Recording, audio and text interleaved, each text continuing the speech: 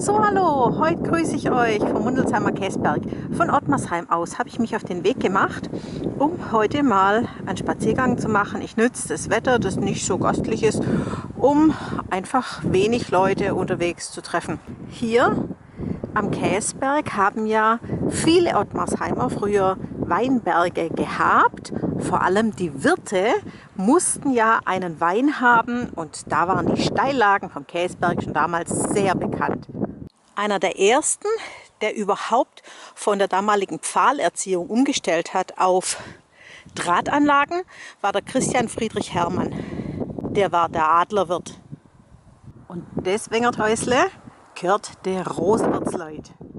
Natürlich hat auch in einer Bäckerei-Gaststätte ein Gläsle Wein nicht fehlen dürfen. So trockene Brezel kann man doch nicht gehen. Das hier sind die Steillagen der Rosenwirte. Und hier von der Käsbergkanzel aus sieht man rüber in den Weinberg, den der Christian Aigner hatte, der Metzger und Wirt. Und hier kurz vor dem Lügenbrückle, noch vor der Hostklinge, finden wir auf der linken Seite in der Mauer den Stein, dass hier der Weinberg von Christian Aigner aus Ottmarsheim war. Der Christian Aigner, der hat im 19. Jahrhundert gelebt. Ich habe euch hier mal ein Foto mitgebracht. Seine Tochter hat dann den Robert Bäuerle aus Mundelsheim geheiratet. Und hier haben wir auch noch eine Postkarte, auf der die damalige Wirtschaft zu sehen ist.